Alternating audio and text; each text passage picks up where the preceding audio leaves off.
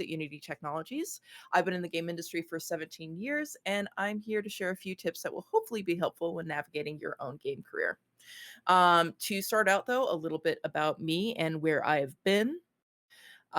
This is my career. Now, of course, laid out like this, it seems like things are really linear. But the thing about game careers, as I'm sure many of you know, is that they're rarely linear, and it definitely wasn't the case for me. So let me go ahead and adjust this so it's a little bit more accurate. There we go. Hopefully, this gives you a better sense of the chaos that was my last 17 years. I graduated during the 2008 recession. This was a time when studios were shutting down overnight and everyone was losing their jobs. If this sounds familiar, good, it should. It's basically what's happening today. Not good in the sense of that it's good that it's happening, but good that you're noticing. But like a lot of developers at the time, I actually spent several years piecing together contract work to try and stay in the industry. At the same time, I also took on a lot of non-game industry jobs just to try and keep afloat. From retail work, I walked dogs, I did some web development, basically anything that I could do in order to make sure that I had a paycheck so I could pay for rent the following month. So, arguably, my career didn't stabilize until 2012, but the most important moment in my career actually occurred in 2010 when I was working at a summer tech camp called the Digital Media Academy, which at the time was on the Stanford campus in California. So, one random Friday, another instructor decided to quit 2 days before they were supposed to teach a Unity course. So, they quit on a Friday, they were supposed to teach on a Monday. And the camp director offered me the class. And at the time, I was an Unreal developer. I was aware of Unity conceptually, but I'd never used it before. But I was also really poor and desperate for a paycheck. So I'm like, yeah, I'll do it. Sure, this will be fine. And I spent the following 48 hours frantically trying to learn a game engine while at the same time not believing that there was even a chance that I'd be able to do it. But the wild thing is that I was able to do it. Now, you have to remember that back in 2010, Unity was a very different engine. It was a lot more basic, and the class that I was teaching was introductory. So I was able to accomplish it, and it was shocking to me, mostly because of how approachable Unity felt. The documentation made sense. And what was really wild to me was the community was very warm and welcoming. That era of game development was very different from today, where if you went online and asked a question, you are more likely to get good scrub as an answer rather than an actual helpful answer. So to go into a space that was the Unity community and be immediately welcomed, even though I was asking very basic questions, was pretty revolutionary. It's easy to say that I fell in love with Unity in that 48 hours, and from that random weekend in the summer of 2010 all the way through this moment in time, Unity has been the backbone of my entire career. So, teaching at the Digital Media Academy and knowing Unity eventually led me to teaching game development full time, and then ultimately I joined Unity in 2017. Now, what's really hilarious about that whole process of me getting employed at Unity is that when I applied, it wasn't actually my resume that got me hired, but some of my online educational content. So, one of the random contract things that I did in the late 2010s was creating a series of Unity courses for a company called Pluralsight. And my hiring manager at Unity had actually seen my Pluralsight courses before I even applied. So, that's what got me the job, not my resume or my application. So at this point, I've been at Unity for coming up on 9 years. My 9 year anniversary is mid August, so next month. It's very exciting. In that time, I've had five, technically six roles at Unity. And like I mentioned at the beginning, I am currently the host of Unity's weekly live streams, but this is actually fairly new for me. My previous role was a senior program manager, and when I was in that role, I founded the Elevate program at Unity. So Elevate was slash is, it's kind of in a limbo state right now. But I tend to think about it in the past tense, so you'll hear me say was a lot. But it was an initiative to help support people who are trying to break into the game industry. I wanted to build a shared standard for entry level skills and hiring expectation across employers, educators, and job seekers. And I actually created a lot of resources to support this goal. And the main one or series of ones were referred to as universal job profiles. So, one of my colleagues actually refers to universal job profiles as strategy guides for getting your first job in games. And I love that. And that's how I think about it. And it's actually really accurate as well. So, universal job profiles fully document specific job roles, including North American pay bands, required skills, responsibilities, tools, application expectations, common interview processes, and resources for developing skills in that role. These were fully validated by an employer advisory board, which I also founded at Unity. And so, people who are in positions to actually hire entry level folk were the ones who said, yes, these are the skills that we need. I ended up writing 5 of these universal job profiles. So, VR developer, AR designer, junior programmer, QA tester, and junior Unity developer. And they're all still available and around. So, you can check them out if you want using the QR code that I put on the screen. And they're massive and hopefully are still going to be helpful for people moving forward. The reason why I did this and why it was so important is because of how much I struggled when I was trying to break into the game industry myself. Now, obviously, I was dealing with a similar situation today with the height of the recession being kind of working against me for any place that I was applying to, but also the fact that there is no clear way for breaking into games. It's all kind of just trying to feel your way through and getting lucky eventually. Um, there are other industries that have demonstrated that there could be a clear onboarding path. I think medical is a really great example of this. So there's no rule that says that it has to be as hellish to break into games. And so I wanted to try and change that. Elevate was my effort in this area. Another reason for this is because I've always wanted to do something to give back to the next generation of game developers. I'm a very strong believer in the idea that you owe it to your industry to leave it a better place than where you found it. And Elevate was my way of wanting to do that. Being able to found a program like this at a company like Unity was like a dream come true. Very real to be like empowered to do something like this, and it ended up being something that I spent the last 5 years working on. Now, the obvious elephant in the room is the fact that since I'm running the company live streams now, I'm obviously not heading up Elevate anymore. And that's the result of the hardest parts about working in the game industry, which is unless you're indie, the things that you work on aren't really yours. They're the product of the company that you work for. And so when leadership changes or when priorities shift, something that you spent the last half decade of your life can just simply go away. And that's just the way that it is. So earlier this year, there were some structural changes that happened on the education team at Unity, and Elevate's future became uncertain. I could have stayed in my previous role and pushed for Elevate to get the priority that it deserved, but the writing was really, really clearly on the wall. And that brings me to one of the most important skills that you have to have if you want to be successful in games. You need to know when to pivot. The idea of walking away from Elevate felt like a betrayal to myself and to those who were finding use in the resources that I was building. But I also recognized that the team that empowered me to build Elevate in the first place no longer existed. And that if I wanted to stay at Unity, I needed to find a place where I could do good work that leadership saw value in. Now, fortunately, the stars aligned and I was able to shift into this new live streaming role. And the awesome part about this, the good from the bad, is that even though Elevate is now existing in kind of a limbo where it's not dead, but it's not being managed by anybody, it doesn't change the fact that I have knowledge that I built from running the thing for 5 years. And that's knowledge that I can share with you. And that's another important thing to remember.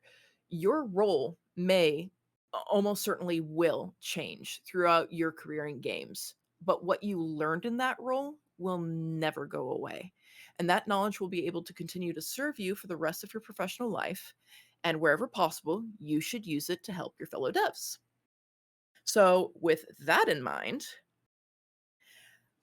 let's ask a simple, harmless question about what's going on in the game industry right now. And I hardly need to express the reality of the issue to you guys. Everything is on fire and everything is terrible. Uh, but let's actually dig into that a little bit more. Let's look beyond the flames and try and understand what's actually happening. I have stats. They're not fun stats, but they are stats. So we are going to explore them. So first things first, I'm going to be referencing a lot of things from Amir Satvat. If you are not familiar with him, you should be.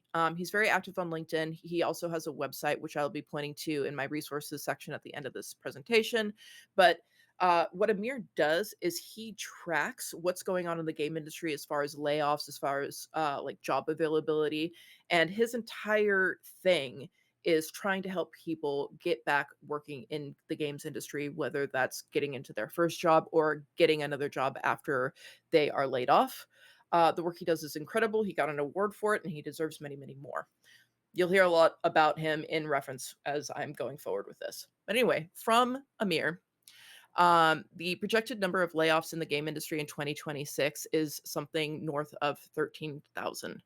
Now, I had this specific slide in a deck that I used for an earlier presentation in February. And unfortunately, this is a slide that I had to update. In February alone, the expectation was 10K. So, in the matter of a few months, that went up by 3,000. And when you're talking about like just generalized numbers, maybe 3,000 doesn't sound like a lot, but an extra 3,000 means 3,000 lives have been disrupted. 3,000 creators don't know what their next step is going to be. And even one is a major loss. 3,000 is an incredible number. And now taking that up into, 13,000, it's a crisis moment for the industry.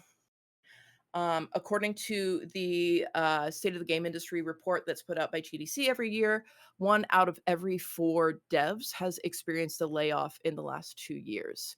And again, this is rolling up into that layoff projection for 2026. It's been an issue for a while, and it continues to be an issue. Last but not least, from Hitmarker, which is my favorite job board online, just because it allows you to filter for experience levels in game jobs. Across the entirety of the United States, as of July 24th, there were 97 entry level jobs open.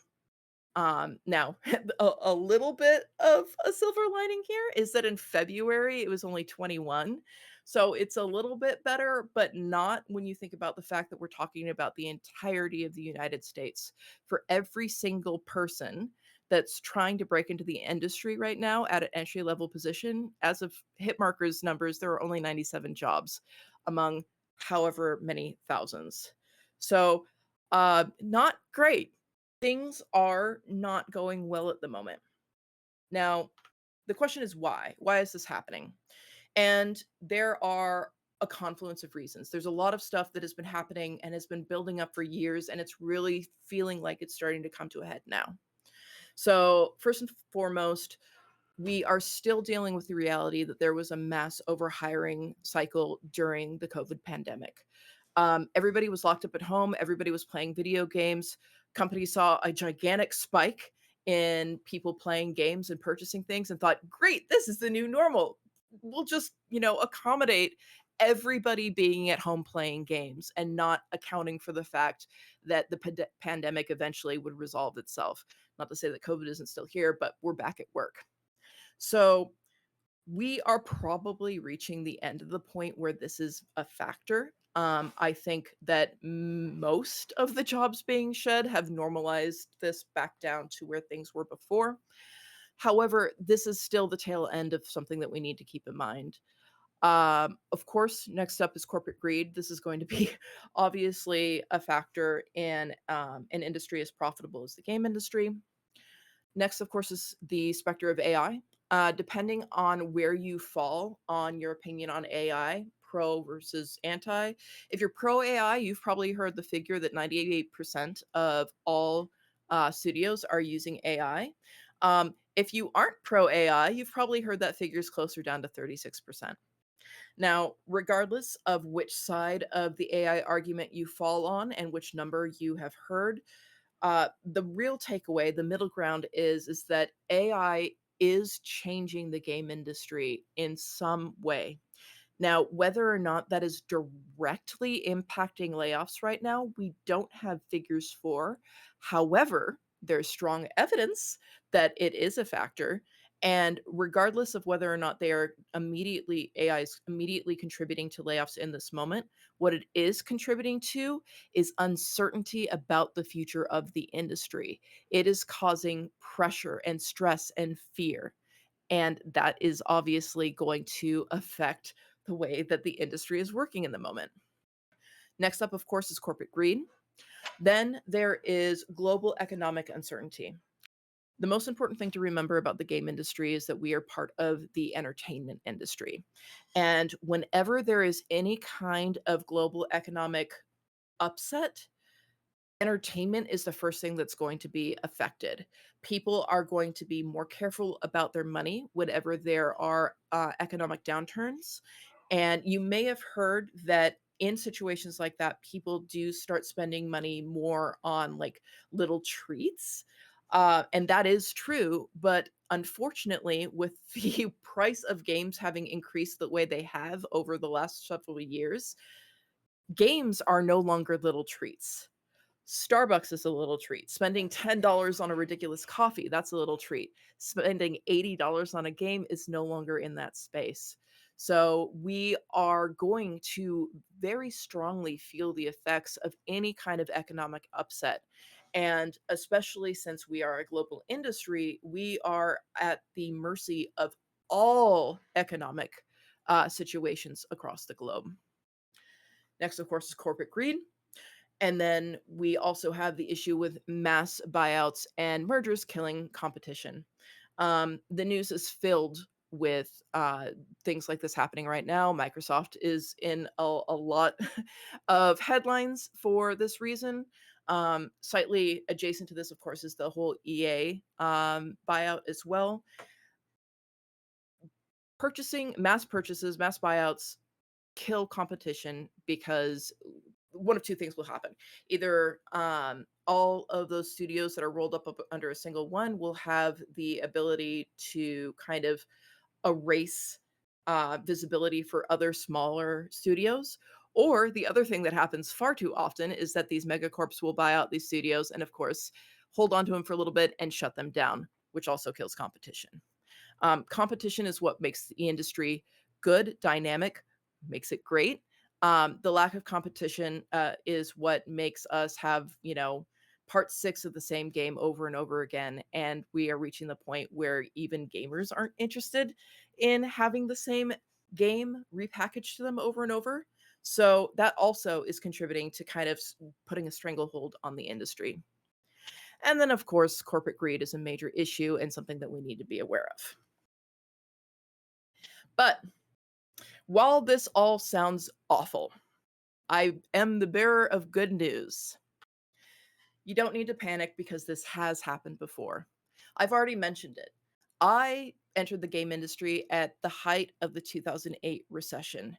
Um, I can't tell you how similar it has been watching the way that things have been happening and thinking back to when I was first breaking into the industry. We have been through this. And the good news, I'm here talking to you all. Obviously, the game industry made it through last time and it will make it through again. It's just going to suck for a while, probably a while more, but we will make it through. So I live in California, born and bred, live in California. And one thing that I think about a lot when I think about the game industry is actually what you see on screen here. And these are coastal redwood trees.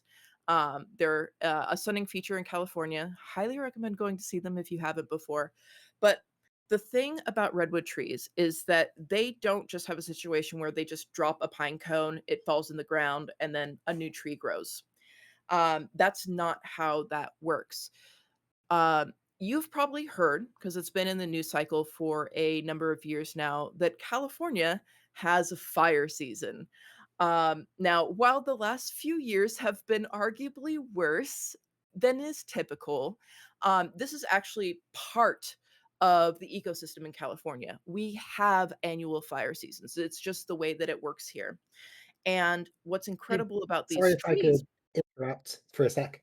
Yeah. So it appears your talk is so popular that we've reached the limit of people who can Oh, be in the channel with camera on. So I might ask if you're willing to turn your camera off and we can see if we yeah, can get more people in. absolutely. Let's see. There we go. How about this? All right, let me see if they can come in now. See if that works out. Yep, that works. So Awesome. I'm good to giving have you a guys talk that's this popular. well, that's great. I just realized I was giving you a thumbs up, and that's pointless. So, Yep. but yeah, carrying on. So it's right, giant redwood trees. The most incredible thing about them is the fact that they utilize the fire season in order to grow. So, in order for these gigantic trees that you see on screen to have actually germinated, they needed a forest fire to come through and actually, like, burn through the area, and that actually encourages the seeds to actually start germinating. And all this to say is it's something of an allegory for how I look at the game industry. Things are terrible right now, but just because everything is on fire and that fire is ravaging the industry does not mean that this is the end of the industry. This is the end of the current form. But once that fire has burned its way through and is ultimately burned out, new and stronger growth will appear. And giants like these will weather that storm. So while other things might die, new, better, stronger growth will find its way through. So, with that in mind, why do I think the game industry is going to survive? Well, first and foremost, despite what the corporate overlords are telling you, the game industry is actually full of a lot of money. As of 2025, the global revenue of the game industry was $197 billion with a B. We're good, actually. The only reason why we're hearing, "Oh, there's no money," is because it's coming from people who just exist on the idea that more needs to happen. The whole thought that, oh, we could have year over year compounding profits, like each year 50% more profit. That's where this idea that we're not making any money is coming from. We're actually fine as an industry. The other thing that makes me so hopeful and certain that the game industry is going to survive is where I was talking about before. If you were here at the very beginning, it's like, oh, I'm going to be referencing things that we were talking about, is the fact that unions are coming on board. There are studios that are unionizing and standing up against things like these mass layoffs and working to protect developers.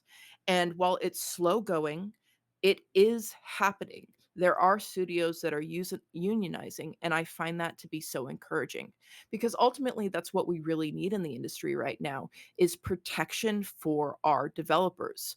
We need to make sure that the people who are making the games are the ones that are being supported, not the people up in the upper echelons who just show up every quarter to do a talk and then go off on their golden parachutes. It's the people who make games who are the ones that need to be protected. And it's happening slowly but surely. And then, of course, you. The fact that there are communities where people are coming together to listen to each other, to hear each other talk, to share knowledge, that is an indication of that strong seed that is going to grow into a great and mighty tree once that fire has passed through. Community is what makes our industry incredible, and community is what's going to save our industry and help us build each other back up when the time has come when we could start doing that again.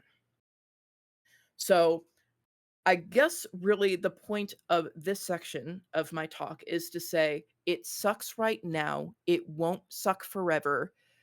Keep going. It's going to be okay.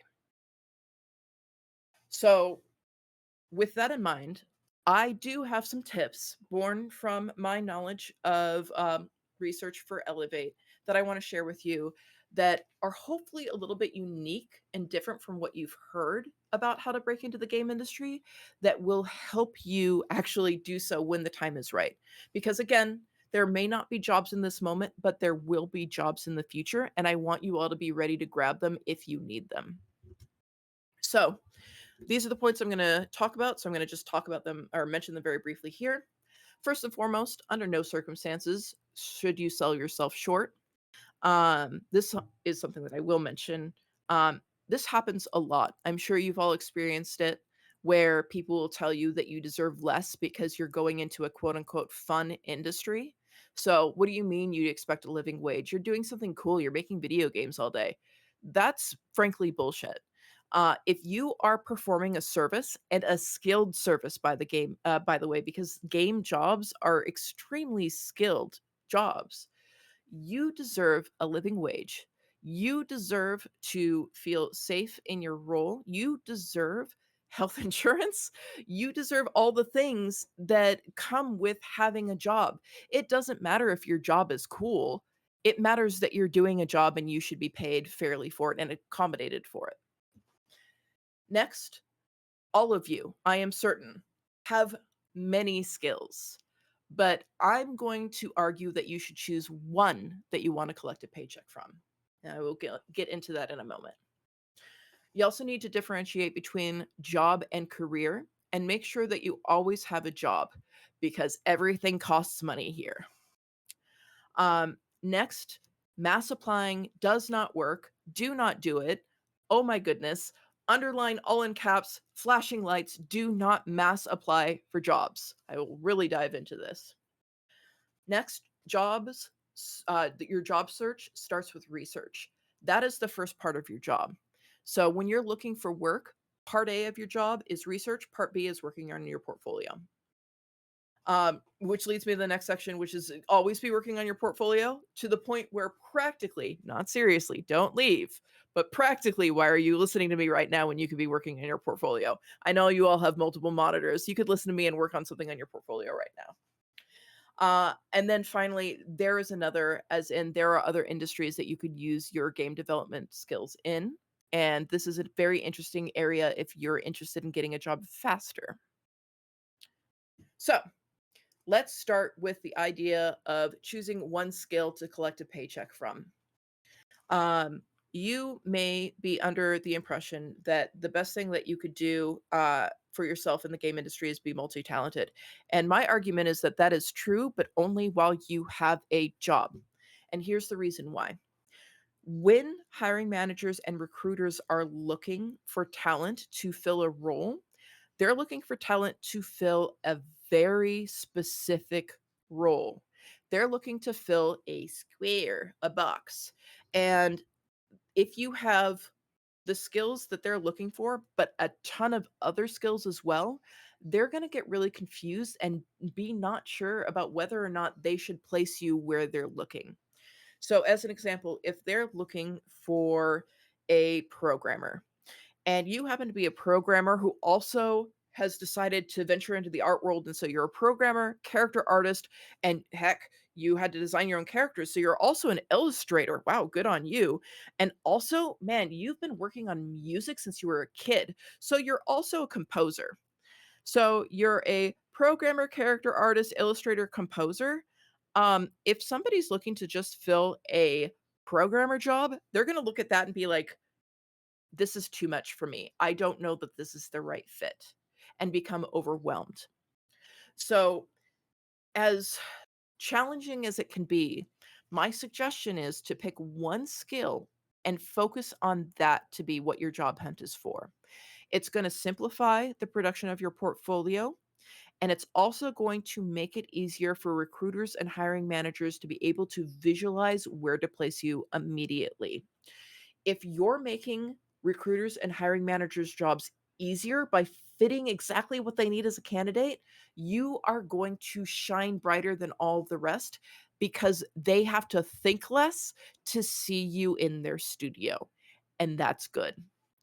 Now, once you get the job, that's where you unveil like a cloak. And again, if I had my camera on, you'd understand. But just imagine like a magician unveiling a cloak, and that cloak is all of your other skills. So you get into the studio and you're just a programmer, and then you show up and then you say to your manager, "Hey, by the way, I could do all of these other things."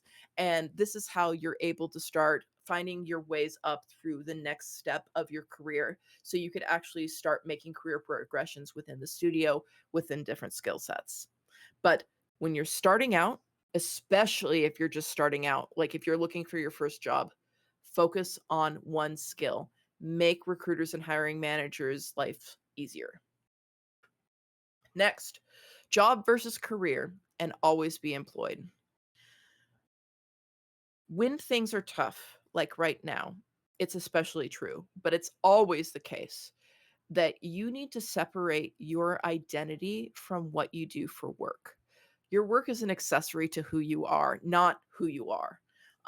This is something that it took me a very long time to learn. Like I said, I'm coming up at 9 years with Unity. I'd say probably 7 of those years, I wasn't Joy Unity employee. I was a Unity employee whose name is Joy. It was my entire identity that I had this job, and ultimately, I learned the hard way that this is actually a very toxic way of living your life. Um, you need to make sure that you are yourself first. Next is the idea that you do not have to be employed at a game studio to be a game developer. This is vital. Game development is what you do. So if you don't have a job at a X studio, you're still a game developer so long as you are doing stuff that involves making games. Whether that is you're doing indie games on the side, whether that's you're working on 3D models, whether that's you're designing levels, whether that's you're working on your portfolio regularly. This is what makes you a game developer, not who sends you a paycheck at the end of the month. And the reason why this is important is because in situations like we're in right now, the reality is you may have to get a job outside of games. That does not remove your title of game developer. So if you have to go and get a job at a supermarket, at Starbucks, at a bookstore, that's fine. That's what you're doing to survive. That's great. That's honorable. That's you looking out for yourself. You're still a game dev. So that's why I say you always need to have a job because living, unfortunately, is not free. So you have to find a way to pay for being alive. Um, and I want to emphasize this, especially for people who are first trying to break into games. You don't need to suffer during the job search. Absolutely, you do not. Um, Go out and find a job that just fulfills the following criteria. Any random job will do, so long as it gives you enough money to survive, it gives you access to health insurance, and if you remember anything at all from this talk, aside from working your portfolio, please remember that. But if you remember anything else, have access to health insurance at all times and make use of it. I see all too often, especially younger people, ignore health insurance. Please don't. Um, if something ever happens to you, you want it to be caught early, not late. Please, please, please, please, please, please use your health insurance. Go get your regular checks. This is the one section where I'm going to mother you. Please use your health insurance. Moving on. Uh, the job also shouldn't sap so much energy from you that you don't have time to work on your portfolio or applications. So it's just those three things. So if that means going out and finding a random shop in a strip mall that fulfills all three of these, by all means do it. Support, take care of yourself, and remember, you're still a game dev. The game dev just happens outside of your working hours. And then, once again, another reminder, the first step, the first act of your career in the game industry is working on your portfolio. So please work on your portfolio. That's what will make you a game developer when you're working at Starbucks. Next up, my next rant. Don't mass apply for jobs. I am begging you, don't do it. Here comes Amir again with a little statistic. So Amir has the same outlook that I do in that mass applying for jobs does not work. It just demonstratively does not. There was a time where maybe that worked, though honestly, I have my doubts, but it certainly doesn't work now. And I unfortunately think that's one of the worst pieces of advice that a lot of people get from colleges because that is like standardized, like when you're going and working for retail advice that you hear, but it's not true in games. So Amir Satvat calls it the 40 application wall. If you applied for 40 jobs and haven't gotten a call back, applying for more jobs won't help. So the idea is that if you've applied for 40 jobs, I actually would argue that you could see this trend happening at 20 jobs if you want to like shortcut this. Um, you need to turn and look at what you are applying to studios with. Is there something wrong with your resume? Is there something wrong with your portfolio? Is there something wrong in the way that you are approaching job recruiters or hiring managers? There's something in there that is preventing you from getting to the next step. And you need to actually look in and explore what those could be. I ran a survey for Elevate in 2024, and I found a whopping 68% of applicants who were hired for their first game industry role. This means like their very first industry role. Um, Within 3 months, only applied to five or fewer jobs.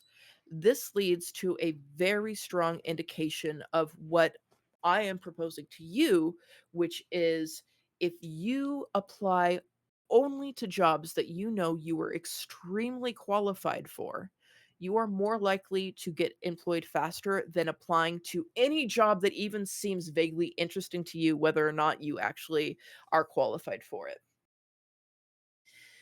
It takes a lot of effort to get a job in games, a ridiculous effort, and more effort than it frankly should. But the fact remains that you are going to be spending a lot of time and energy working on getting that first job.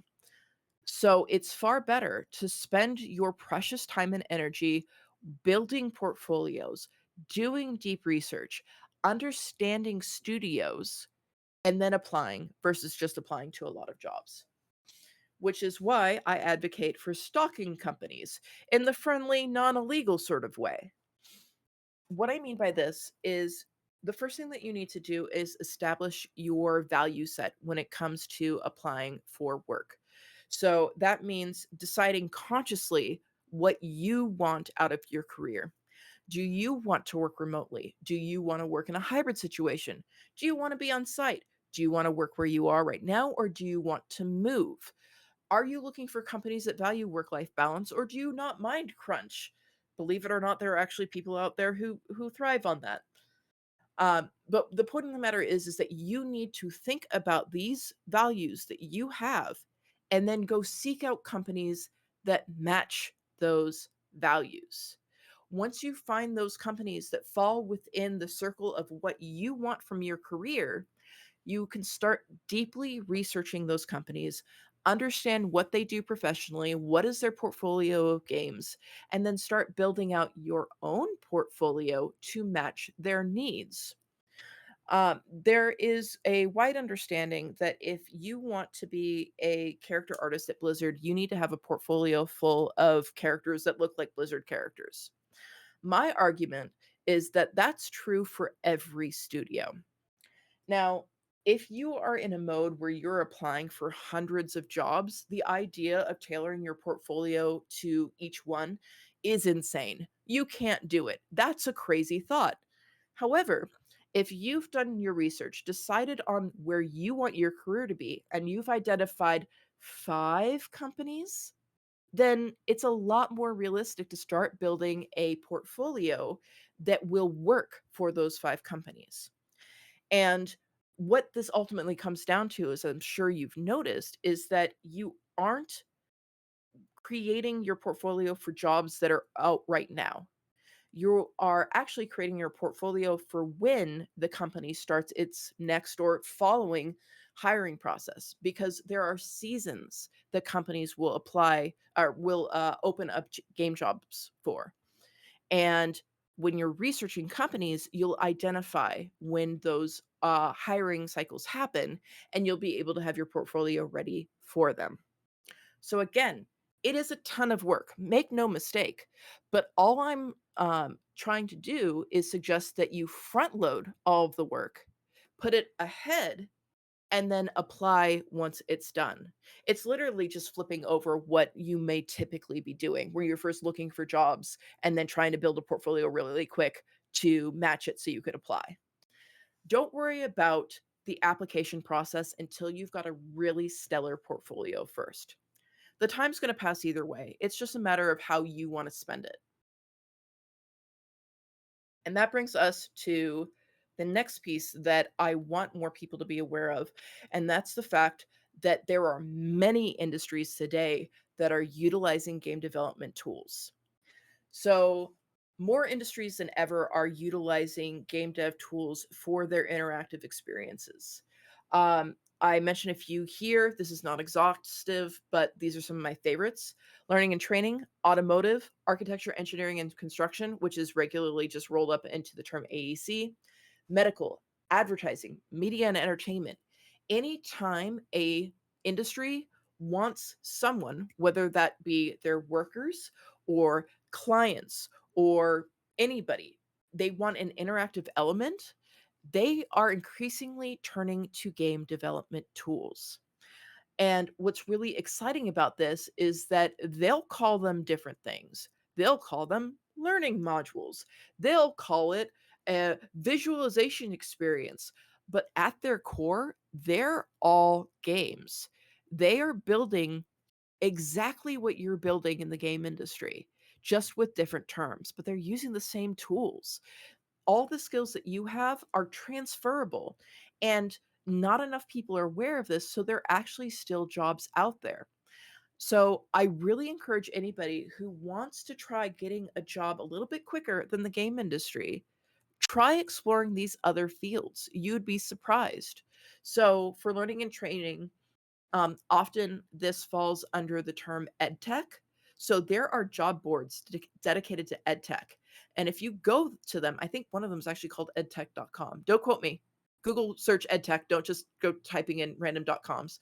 Um, but if you go to these sites and start searching for key terms like Maya or Unity or game engine, you will start seeing roles popping up that you don't see on job boards for games, that you don't see on LinkedIn necessarily. It's just a matter of expanding your reach.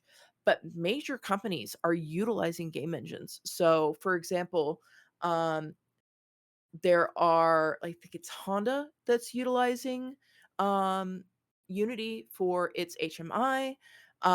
There are a ton of learning and training companies that are being used by places like Walmart. Medical is making major use of VR experiences to help train up their doctors in the new robotic stuff that's coming online. There are just tons of jobs in really exciting places. And the cool thing about this is that because you're still effectively developing games, this is not something that's going to hurt your resume, because it's just building up the skills. So you're going to still have a role that will be able to transfer back into the game industry if something else pops up. So this is just something for your consideration. I really strongly consider anybody who's struggling finding a game job right now, look into adjacent industries. My top two are learning and training and medical. Medical is growing exponentially. It's slated to be one of the top industries in the next 10 years, aging populations and all. But both of these are very strong contenders, and you will see immediate similarity in the work that they do. So, that brings me to the end of my presentation. I've got a few resources for you. Um, Feel free to reach out and connect with me. You could follow me on LinkedIn, and you could always reach out and chat with me. It might take me a little bit to respond depending on how crazy my life is, but I don't leave people on red forever. I will always, always respond. Um, You can connect with me here on Discord, but please send a message and give context. I will never accept friend requests without a message because that's how you get scammed. But yes, please reach out. I'm always happy to talk. I've mentioned Amir Satvat a number of times. He is on LinkedIn. Please follow him, stay up to date. You could also check out his website if you are looking for resources. I really recommend it, everything to do with Amir. He is incredible and does incredible work. If you are looking for a reliable job board, my favorite is Hitmarker. You can filter by experience level. I don't know why more places don't do this, but Hitmarker does it best, and I really like them. Then finally, learn.unity.com if you happen to be interested in learning more about Unity development. If you take the pathways, you will see a familiar face, albeit with very different hair. So yeah, that's me. Hopefully this was really helpful and I will stop sharing and then we will figure out what to do from here. So one moment. Yup, da-da-da-da. Did it.